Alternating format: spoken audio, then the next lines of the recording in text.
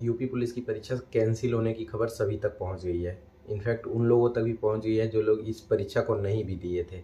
लेकिन इस परीक्षा को कैंसिल होने के बाद कुछ क्वेश्चन ऐसे हैं, मतलब कुछ प्रश्न ऐसे हैं जो दिमाग में गूंज रहे हैं। बहुत सारे बच्चे कमेंट करके या फिर लाइव पे भी आके पूछ रहे थे कि सर ये कैसे होगा, चाहे वो कैसे होगा। उनमें कुछ कॉमनली क्वेश्चन ऐसे हैं जो मैं आपको बता देता हूँ।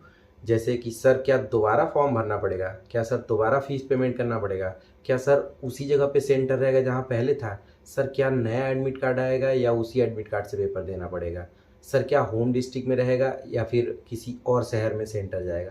तो चलो इस बारे में भी आपसे बात कर लेते हैं ताकि ये वाला जो समस्या है उसका समाधान निकल जाए।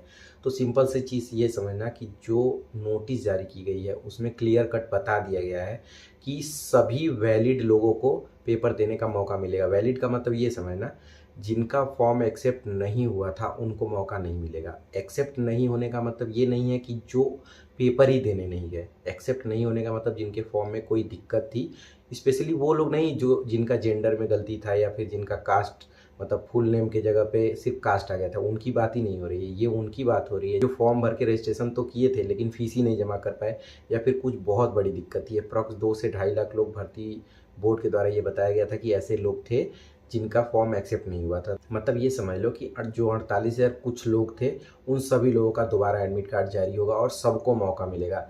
जिनके फॉर्म में गलती थी, गलती का मतलब जिनका जेंडर या फिर कुछ माइनर मिस्टेक्स थे, उन सभी लोगों को मौका मिलेगा। तो ये समझ गए। अब कुछ बच्चे के दिमाग में ये भी आ रहा है कि सर क्या नए लड़के भी फॉर्म डाल सकते हैं। तो देखो, नए लड़के नहीं फॉर्म डाल सकते हैं। जितने लोग फॉर्म डाले थे उन्हीं लोगों को मौका मिलेगा। अगर आपके दिमाग में ये चल रहा है कि इस बार तो हम नहीं पेपर दे पाए थे, क्या मेरा एडमिट कार्ड इशू होगा, तो बिल्कुल होगा, आप दोबारा जाके पेपर दे सकते हो। तो इस चीज़ का जवाब तो आपको मिल गया। अब देख लेते हैं दूसरी चीज़ की, क्या सेंटर अपने ही ज़िला में रहेगा। तो मुझे नहीं लग रहा है कि अपने ही ज़िला में रहेगा, क्योंकि जो नोटिस जारी की गई है और जो जांच करने का आदेश दिया गया था उसके नीचे ये लिखा हुआ है कि एग्ज़ाम के दिन परिवहन विभाग के द्वारा आपको फ्री में सेंटर तक पहुंचाने का काम किया जाएगा।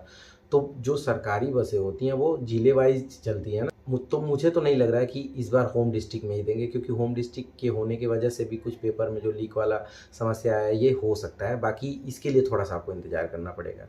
अब आपके पास ये भी दिमाग में आ रहा होगा कि क्या दोबारा फीस जमा करना पड़ेगा। तो जब नए लोग फॉर्म ही नहीं डाल सकते तो फीस जमा करने की कोई बात ही नहीं है। तो ये सब कुछ क्वेश्चन ऐसे थे जो कुछ बच्चे ऐसे हैं जिनके पास नॉलेज नहीं है इस वैकेंसी से रिलेटेड या फिर जिनके साथ पहली बार ऐसी घटना घटी है, उन लोगों के लिए ये जवाब देना बहुत ज़रूरी हो गया था। अब आपके दिमाग में आ रहा होगा कि क्या नया एडमिट कार्ड इशू होगा या फिर इसी एडमिट कार्ड से जाना रहेगा। तो नहीं, नया एडमिट कार्ड इशू होगा। बस सिंपल सा तरीका है, ये समझ लो, 6 महीना के अंदर पेपर हो जाएगा। 6 महीना के अंदर का मतलब कब होगा, जो चुनाव है, चुनाव को कंप्लीट कराने के बाद जब प्रधानमंत्री जी का शपथ ग्रहण समारोह खत्म हो जाएगा, मतलब पूरा चुनाव संपन्न हो जाएगा, उसके बाद तक या फिर उसके पहले ही तक हो सकता है ये जांच प्रक्रिया कंप्लीट हो जाए। क्योंकि उन लोगों को ये भी तो तलाश करना है कि किस रीजन से ये लीक वाला समस्या आया, ये जानना बहुत ज़रूरी है ना। नहीं तो जो लीक करवाए हैं वो अगले पेपर में भी ये सब समस्या क्रिएट कर सकते हैं। तो उन सब चीज़ों से बचने के लिए ये थोड़ा इधर टाइम लेंगे, ठीक है। तो अप्रॉक्स मान के चलो 6 महीना नहीं तो 4 से 5 महीने का टाइम आपके पास मिल जाएगा।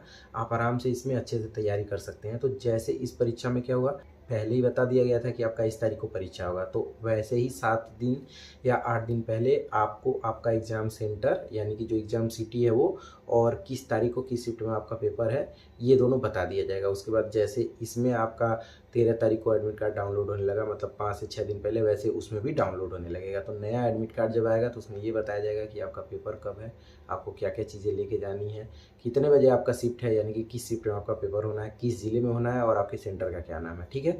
तो बहुत ही सामान्य सी चीज़ें थी, लेकिन होता है ना कि जो चीज़ें हमें नहीं पता होती हैं वो सामान्य की जगह पे बहुत टफ लगने लगती हैं। तो मुझे नहीं लगता कि कोई क्वेश्चन ऐसा बचा होगा। एक बार मैं खुद से रिकॉल कर लेता हूँ। फॉर्म नया भरेंगे तो बिल्कुल नहीं भरेंगे, फ़ीस जमा करना है तो नहीं करना है, क्या जो पेपर में इस बार नहीं जा पाए थे वो लोग पेपर दे सकते हैं, तो हाँ, वो लोग भी पेपर दे सकते हैं। मोस्टली यही सारे क्वेश्चन थे। अब आपको ये ध्यान देना है कि जो गलतियाँ इस एग्ज़ाम में हुई हैं, जिन टॉपिक को आप छोड़ के आए हो, गलत करके आए हो, उनको अलग से नोट कर लेना, उनको अच्छे से तैयार कर लेना।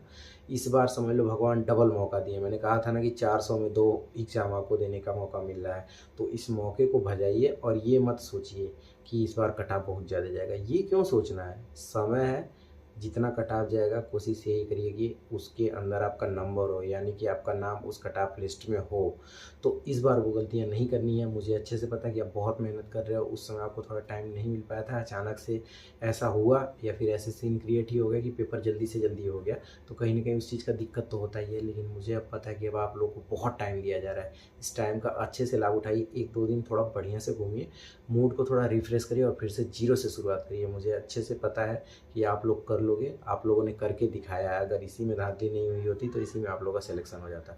बाकी मेरे तरफ से आप लोगों को एक बार फिर से शुभकामनाएं। आप लोगों की मेहनत रंग लाई, आप लोगों की हिम्मत, उसके साथ सभी टीचरों का सहयोग, सब चीज़ को मिला के एक अलग टाइप की क्रांति हुई, जिससे कहीं ना कहीं भर्ती प्रोन्नति बोर्ड और सरकार को भी ये लगा कि हाँ सही बात है, धांधली हुई है। और आप लोगों के और मेरे तरफ से बहुत बहुत धन्यवाद, क्योंकि उन लोगों ने पेपर को कैंसिल किया, ये ऑप्शन दिया कि हम उनको सबूत भेज सकें। तो कहीं ना कहीं गवर्नमेंट भी आप लोगों को चाहती है कि आप लोग अच्छे से पेपर दो और पढ़ने वाले ही इस जॉब में आए।